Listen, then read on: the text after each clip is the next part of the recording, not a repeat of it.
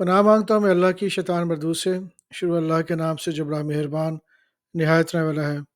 قرآن topics پہ تنویر کاظمی، سبق number 72، audio number 6، Urdu audio number 6۔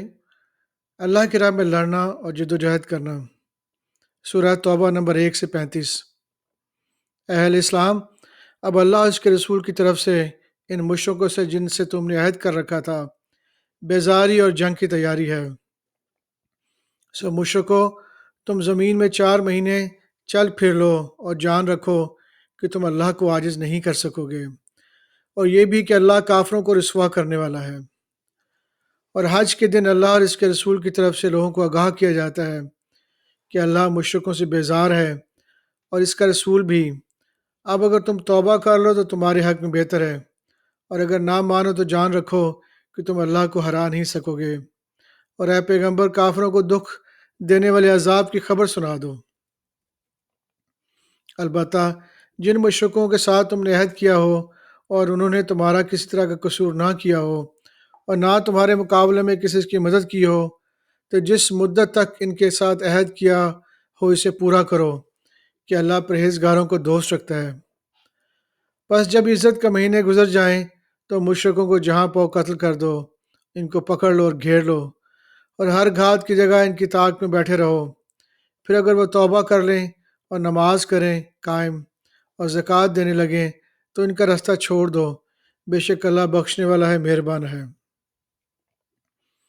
اگر کوئی مشرک تم سے پناہ کا خواستگار ہو تو اس کو پناہ دے دو یہاں تک کہ وہ کلام اللہ کو سننے لگے، پھر اس کو امن کی جگہ واپس پہنچا دو، اس لیے کہ یہ بے خبر لوگ ہیں۔ بھلا مشرکوں کے لیے جنہوں نے عہد توڑ ڈالا، اللہ اس کے رسول کے نزدیک عہد کیسے قائم رہ سکتا ہے؟ ہاں، جن لوگوں کے ساتھ تم نے مسجد حرام یعنی خانہ کعبہ کے نزدیک عہد کیا ہے کہ اگر وہ عہد پر قائم رہیں تو تم بھی اپنے قول و قرار پر قائم رہو، بے شک اللہ پرہیزگاروں کو دوست رکھتا ہے۔ بھلا ان سے عہد کیوں کر پورا کیا جائے جب ان کا یہ حال ہے کہ اگر تم پر غلبہ پا لیں تو نہ قرابت کا لحاظ کریں نہ عہد کا۔ یہ منہ سے تمہیں خوش کر دیتے ہیں لیکن ان کے دل ان باتوں کو قبول نہیں کرتے اور ان میں اکثر نافرمان ہیں۔ یہ اللہ کی آیتوں کے عوض تھوڑا سا فائدہ حاصل کرتے اور لوگوں کو اللہ کے راستے سے روکتے ہیں۔ کچھ شک ہی نہیں کہ جو کام یہ کرتے ہیں برے ہیں۔ یہ لوگ کسی مومن کے حق میں نہ تو رشتہ داری کا پاس کرتے ہیں نہ عہد کا، اور یہ حد سے تجاوز کرنے والے ہیں۔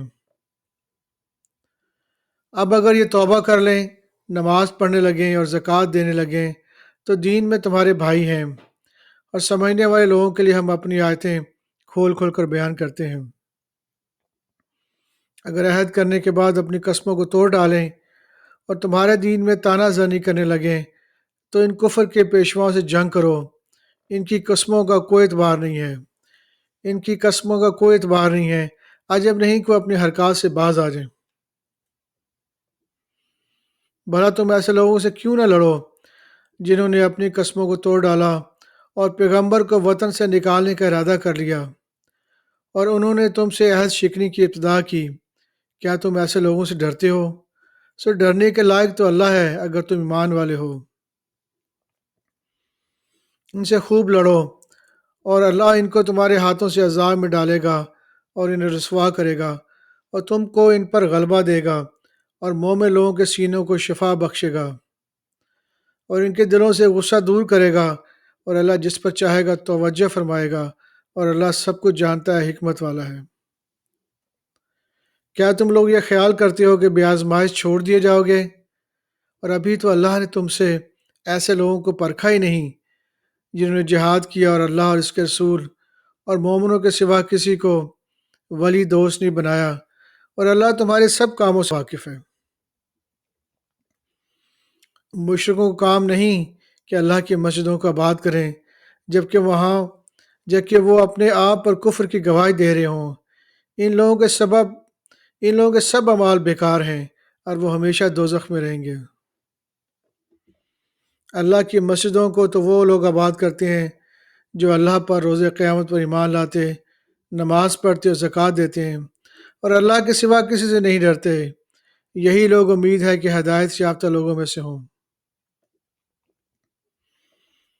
کیا تم لوگوں نے حاجیوں کو پانی پلانا اور مسجد حرام یعنی خانہ کعبہ کو آباد کرنا اس شخص کے اعمال جیسا خیال کیا ہے جو اللہ اور روز آخر پر ایمان رکھتا ہے اور اللہ کی راہ میں جہاد کرتا ہے؟ یہ لوگ اللہ کے نزدیک برابر نہیں ہیں، اور اللہ ظالم لوگوں کو ہدایت نہیں دیا کرتا۔ جو لوگ ایمان لائے اور وطن چھوڑ گئے اور اللہ کی راہ میں مال اور جان سے جہاد کرتے رہے، اللہ کے ہاں ان کے درجات بہت بڑے ہیں اور وہی مراد کا پہنچنے والے ہیں۔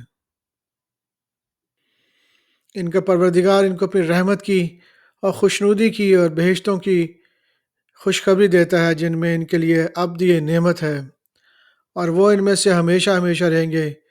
کچھ شک ہی نہیں کہ اللہ کے ہاں بڑا صلہ تیار ہے۔ اے ایمان والو، اے اہل ایمان، اگر تمہارے ماں باپ اور بہن بھائی ایمان کے مقابل کفر کو پسند کریں تو ان سے دوستی نہ رکھو۔ جو ان سے دوستی رکھیں گے وہ ظالم ہیں۔ کہہ دو کہ اگر تمہارے باپ اور بیٹے اور بھائی اور بیویاں اور خاندان والے اور مال جو تم کماتے ہو اور تجارت جس میں مندی سے ڈرتے ہو اور مقافات جن کو اور مکانات جس کو پسند کرتے ہو، اللہ اور اس کے رسول سے اور اللہ کی راہ میں جہاد کرنے سے تمہیں زیادہ عزیز ہوں تو ٹھہرے رہو، یہاں تک کہ اللہ اپنا حکم یعنی عذاب بھیجے، اور اللہ نافرما لوگوں کو ہدایت نہیں دیا کرتا۔ اللہ نے بہت سے موقعوں پر تم کو مدد دی ہے، اور جنگ حنین کے دن جب کہ تم کو اپنی جماعت کی کثرت پر غرور تھا تو وہ تمہارے کچھ بھی کام نہ آئی، اور زمین باوجود اپنی فراخی کے تم پر تنگ ہو گئی، پھر تم پیٹ پھیر گئے۔ پھر اللہ نے اپنے پیغمبر پر مومنوں پر اپنی طرف سے تسکین نازل فرمائی، اور تمہاری مدد کو فرشتوں کے لشکر جو تمہیں نظر نہیں آتے تھے آسمان سے اتارے، اور کافروں کو عذاب دیا، اور کفر کرنے والوں کی یہی سزا ہے۔ پھر اللہ اور اس کے بعد جس پر چاہے مہربانی سے توجہ فرمائے، اور اللہ بخشنے والا ہے، مہربان ہے۔ مومنو، مشرک تو پلید ہیں، تو اس برس کے بعد وہ مسجد حرام کے پاس نہ آنے پائیں، اور اگر تم کو مفلسی کا خوف ہو تو اللہ چاہے گا تو تم کو اپنے فضل سے غنی کر دے گا۔ بے شک اللہ سب کچھ جانتا ہے، حکمت والا ہے۔ جو لوگ اہل کتاب میں سے اللہ پر ایمان نہیں لاتے اور نہ روز آخر پر یقین رکھتے ہیں، اور نہ ان چیزوں کو حرام سمجھتے ہیں جو اللہ اور اس کے رسول نے حرام کی ہیں، نہ دین حق کو قبول کرتے ہیں، ان سے جنگ کرو یہاں تک کہ وہ ذلیل ہو کر اپنے ہاتھ سے جزیہ دینے لگیں۔ اور یہود کہتے ہیں کہ عزیر اللہ کے بیٹے ہیں، اور عیسائی کہتے ہیں کہ مسیح اللہ کے بیٹے ہیں۔ یہ ان کے منہ کی باتیں ہیں، پہلے کافر بھی اسی طرح کی باتیں کہا کرتے تھے، یہ بھی انہی کی ریس کرنے لگے ہیں۔ اللہ ان کو ہلاک کرے، یہ کہاں بہکے پھرتے ہیں۔ انہوں نے اپنے علماء اور مشائخ اور مسیح ابن مریم کو اللہ کے سوا معبود بنا لیا، حالانکہ ان کو یہ حکم دیا گیا تھا کہ معبود واحد کے سوا کسی کی عبادت نہ کریں، اس کے سوا کوئی معبود نہیں، اور وہ ان لوگوں کے شریک مقرر کرنے سے پاک ہے۔ یہ چاہتے ہیں کہ اللہ کے نور کو اپنے منہ سے پھونک مار کر بجھا دیں، اور اللہ اپنے نور کو پورا کیے بغیر رہنے کا نہیں، اگرچہ کافروں کو برائی لگے۔ وہی تو ہے جس نے اپنے پیغمبر کو ہدایت اور دین حق دے کر بھیجا تاکہ اس دین کو دنیا کے تمام دینوں پر غالب کرے، اگرچہ کافر ناخوشی ہوں۔ مومنو، اہل کتاب کے بہت سے عالم اور مشائخ لوگوں کا مال ناحق کھاتے اور ان کو اللہ کی راہ سے روکتے ہیں، اور یہ لوگ سونا اور چاندی جمع کرتے ہیں اور اس کو اللہ کے راستے میں خرچ نہیں کرتے۔ ان کو اس دن کے عذاب علیم کی خبر سنا دو، جس دن وہ مال دوزخ کی آگ میں خوب گرم کیا جائے گا، پھر اس سے ان بخیلوں کی پیشانیاں اور پہلو اور پیٹھیں داغی جائیں گی، اور کہا جائے گا یہی وہی ہے جو تم نے اپنے لیے جمع کیا تھا، سو جو تم جمع کرتے تھے اب اس کا مزہ چکھو۔ سورہ توبہ نمبر 9 آیت نمبر 36 سے 69۔ اللہ کے نزدیک مہینے گنتی میں 12 ہیں، اس روز سے کہ اس نے آسمان اور زمین کو پیدا کیا، اور اللہ کی کتاب میں سال کے 12 مہینے لکھے ہوئے ہیں، ان میں سے 4 مہینے ادب کے ہیں، یعنی دین کا سیدھا رستہ ہے، تو ان مہینوں میں قتال ناحق سے اپنے آپ پر ظلم نہ کرنا، اور تم سب کے سب مشرکوں سے لڑو جیسے وہ سب کے سب تم سے لڑتے ہیں، اور جان رکھو کہ اللہ پرہیزگاروں کے ساتھ ہے۔ ادب کے کسی مہینے کو ہٹا کر آگے پیچھے کر دینا کفر میں بڑھ جانا ہے، اس سے کافر گمراہی میں پڑے رہتے ہیں۔ ایک سال تو اس کو حلال سمجھ لیتے ہیں اور دوسرے سال حرام، تاکہ ادب کے مہینوں کی جو اللہ نے مقرر کی ہیں گنتی پوری کر لیں، اور جو اللہ نے منع کیا ہے اس کو جائز کر لیں۔ ان کے برے اعمال ان کو بھلے دکھائی دیتے ہیں، اور اللہ کافر لوگوں کو ہدایت نہیں دیا کرتا۔ مومنو، تمہیں کیا ہوا ہے کہ جب تم سے کہا جاتا ہے کہ اللہ کی راہ میں جہاد کر نکلو تو تم زمین میں چپکے جاتے ہو، یعنی گھروں سے نکلنا ہی نہیں چاہتے؟ کیا تم آخرت کی نعمتوں کو چھوڑ کر دنیا کی زندگی پر خوش ہو بیٹھے ہو؟ سو دنیا کی زندگی کے فائدے تو آخرت کے مقابلے میں بہت ہی کم ہیں۔ اگر تم نہیں نکلو گے تو اللہ تم کو بڑی تکلیف کا عذاب دے گا،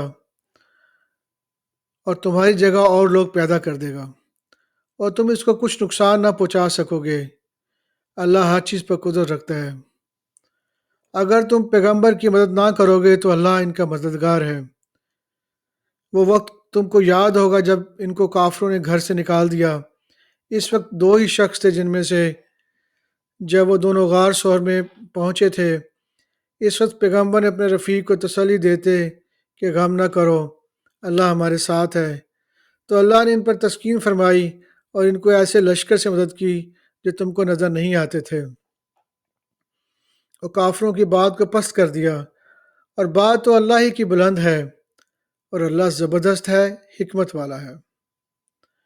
تم ہتھیار تھوڑے رکھتے ہو یا بہت، گھروں سے نکل آؤ اور اللہ کے راستے میں مال اور جان سے جہاد کرو، یہی تمہارے حق میں بہتر ہے، بشرطے کہ سمجھو۔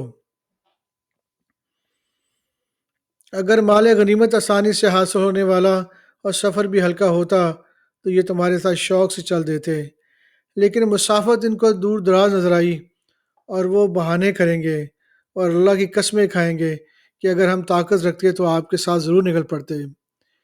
یہ اس طرح اپنے آپ کو ہلاک کر رہے ہیں، اور اللہ جانتا ہے کہ یہ لوگ جھوٹے ہیں۔ اللہ تمہیں معاف کرے، تم نے پیشتر اس کے کہ تم پر وہ لوگ بھی ظاہر ہو جاتے جو سچے ہیں، اور وہ بھی جو تمہیں معلوم ہو جائے وہ جھوٹے ہیں، ان کو اجازت کیوں دی؟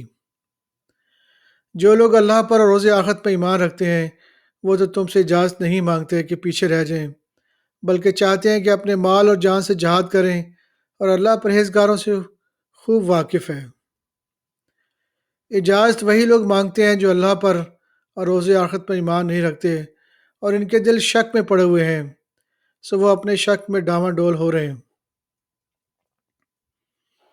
اگر وہ نکلنے کا ارادہ کرتے تو اس کے لیے سامان تیار کرتے، لیکن اللہ نے ان کا اٹھنا اور نکلنا پسند ہی نہیں کیا، تو ان کو ہلنے جلنے ہی نہ دیا، اور ان سے کہہ دیا کہ جہاں معذور بیٹھے ہیں تم بھی اس کے ساتھ بیٹھے رہو۔